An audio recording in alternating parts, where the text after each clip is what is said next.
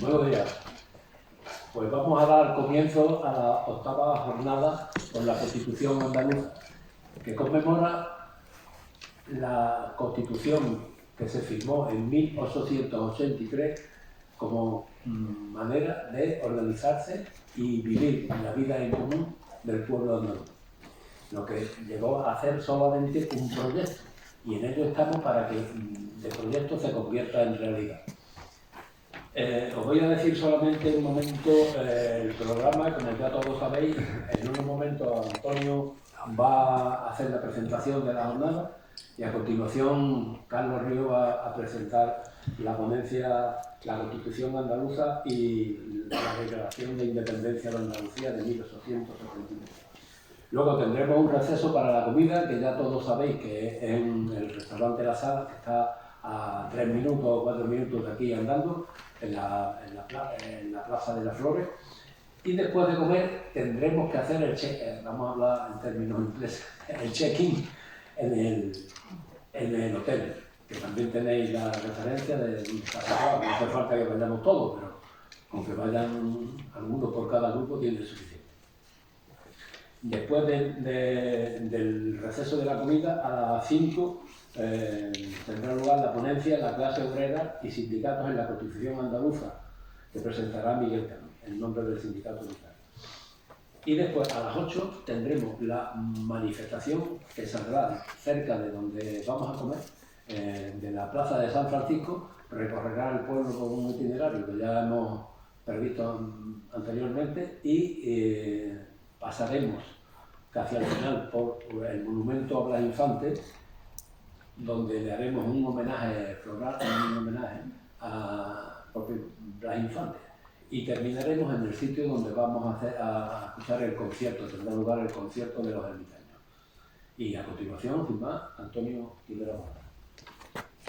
A todos y todas, os agradecer la presencia aquí en esta octava jornada por la Constitución de 1883. No es casualidad, sino más bien causalidad, el que nos encontremos en Isla Cristina para desarrollar esta octava jornada por la Constitución andaluza. Esta será la octava jornada, tras la realizada en casi la totalidad de las provincias andaluzas. El lugar nos sirve como excusa perfecta para el estudio de la Constitución de 1883 y volver a rendir homenaje a Blas Infante, que llegó a Isla Cristina en 1922 y estuvo ejerciendo de notario hasta 1931. En los textos de 1883 se sostiene solemnemente que el pueblo andaluz tiene su nación, una nación de recursos, que producidos colectivamente serán repartidos de igual manera. Una comunidad, también de cultura, solidaria y de lucha. El documento influirá profundamente en la obra de Blas Infante y en el andalucismo de principios del siglo XX. Así se constata en la Asamblea de Ronda de 1918, cuando se declara Andalucía como patria y cuando se debate en torno al texto constitucional para actualizar sus bases. Este proyecto constituyente pervivió como referente en la marcha hacia el autogobierno. Así, el nuevo Estatuto de 2007 reconoce en su preámbulo la trascendencia de dicho texto, aunque tenga poco que ver con nuestra Constitución. El actual régimen autonómico hace un intento de hundir en ella sus raíces. El 14 de abril de 1983, el Parlamento de Andalucía aprobó una proposición no de ley que acabó con el olvido oficial al que fue sometido Blas Infante desde que fuera fusilado. Estas palabras oficiales, en las que se expresaba la intención de sacar del olvido a Infante, escondían todo lo contrario: blanquear su imagen y acabar con cualquier sentimiento de soberanía andaluza. Los organizadores de esta jornada pensamos que el mejor homenaje que podemos hacerle al padre de nuestra patria es recordarle mediante el estudio de su vida, de su obra y el análisis en profundidad de los textos de la Constitución de 1883, asumida por Blas Infante como fuente de liberación del pueblo andaluz.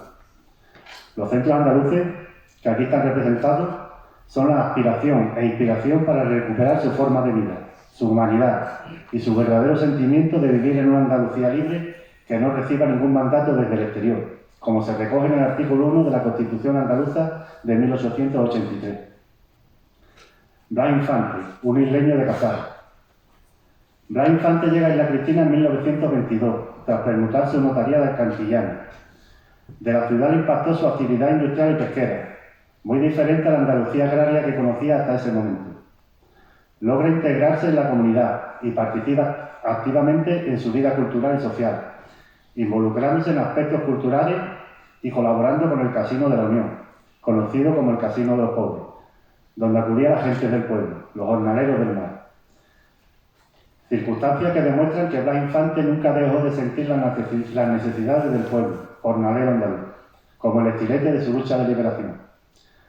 Su estancia en Isla Cristina es señalada como un retiro interior, dedicándose al estudio y la familia, mientras observaba cómo se desvanecían los logros conseguidos hasta el momento en la lucha por la autonomía, entre ellos la clausura de los centros andaluces en 1923, que fundara Blas Infante. Aprovechamos el momento para reivindicar el papel de los actuales centros andaluces del pueblo, como Almería, Granada y Huelva, animando a su propagación por otras provincias y a su loable intento de seguir con el mandato del padre de la patria, poniendo en valor el andalucismo revolucionario y la emancipación del pueblo andaluz, también a través del conocimiento de nuestras raíces y la historia de nuestro pueblo. Blas Infante participó con sus escritos en el periódico La Higuerica y en la fundación del Ateneo local en 1926.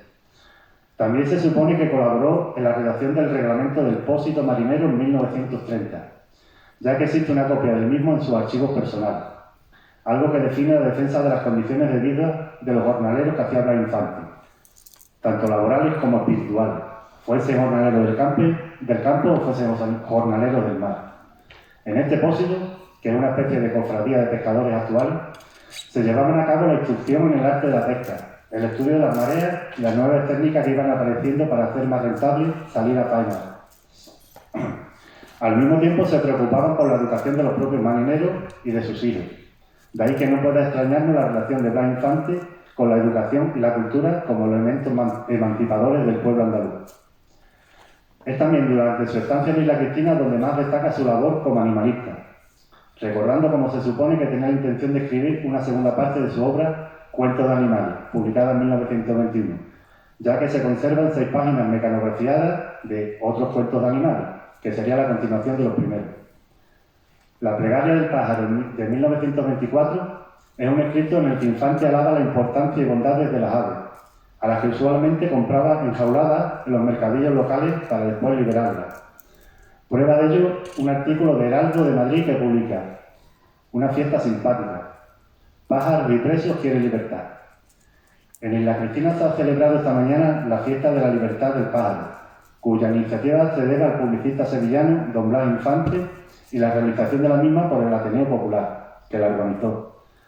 Los niños de las escuelas públicas leyeron trabajos alusivos al acto y distinguidas señoritas dieron suerte a centenares de pájaros. Los niños fueron obsequiados con una sección de cine y el Ateneo muy felicitado.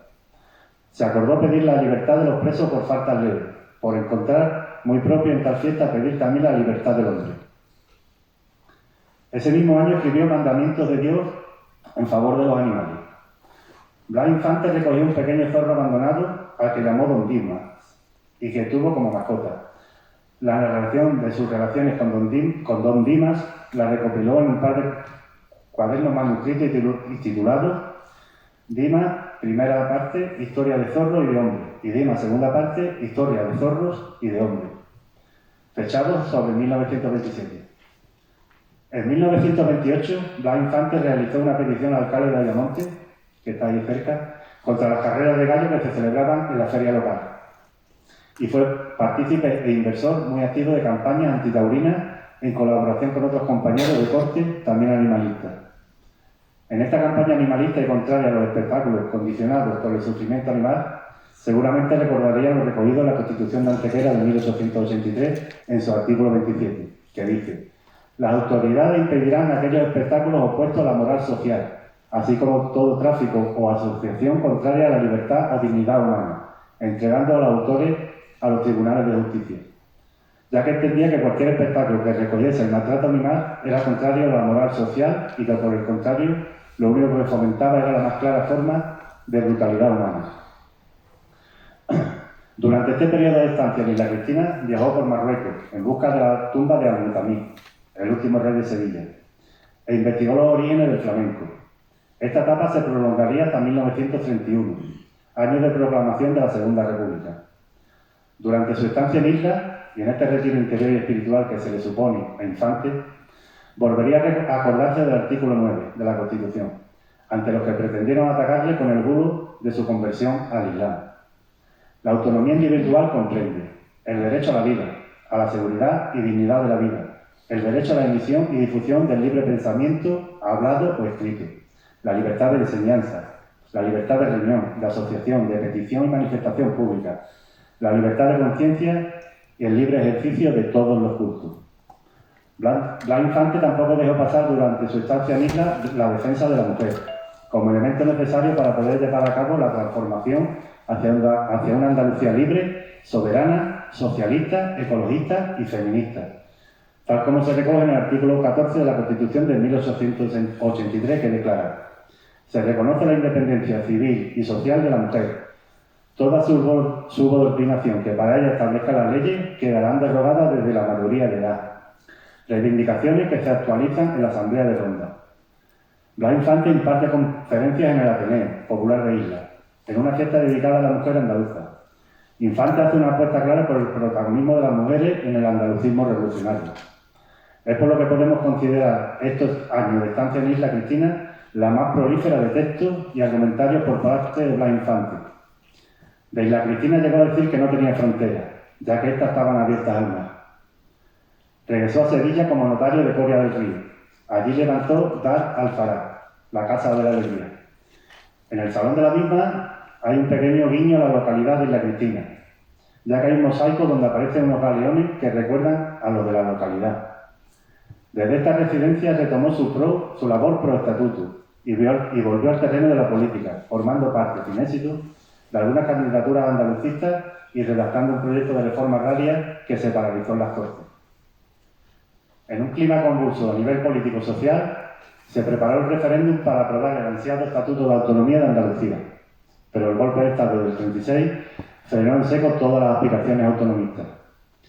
Cabe también reseñar, como parte de la influencia que Blas Infante dejó en Isla Cristina, que unos meses antes de que se produjese el golpe y cuando tenía que ser refrendado dicho Estatuto de Autonomía, desde el Ayuntamiento de Huelva sacó un comunicado mostrándose contrario a dicho estatuto, que fue contrarrestado por otro desde el Ayuntamiento de Isla Cristina, favorable al mismo y que desprendía toda la esencia del andalucismo infantista, logrando que se cambiase la idea inicial de mostrarse contrario.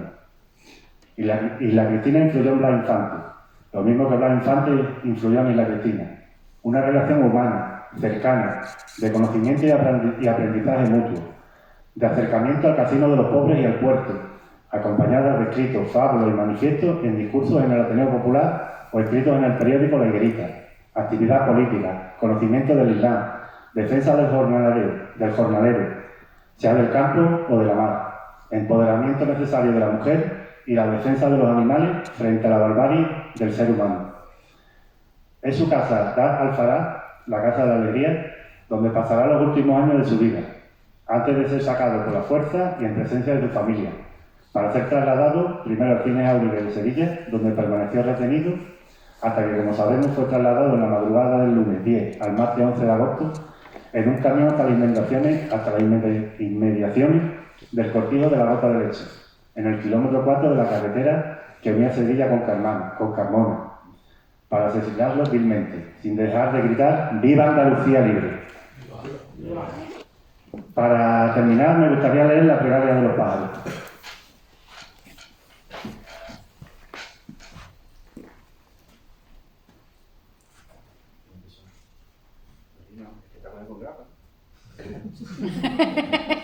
Vale, lo he improvisado malamente. Niño, tú que algunas veces me martirizas, mírame bien. Yo soy el protector más importante de la agricultora.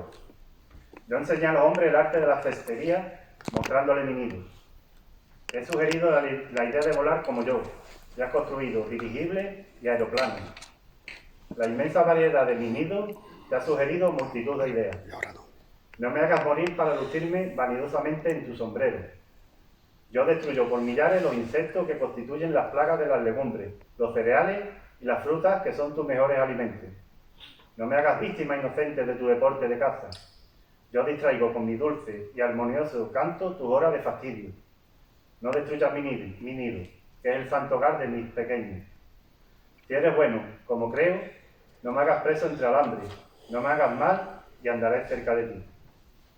Por Blas Infante, por Andalucía, ¡viva la Constitución andaluza! ¡Viva! ¡Viva Andalucía libre! ¡Viva!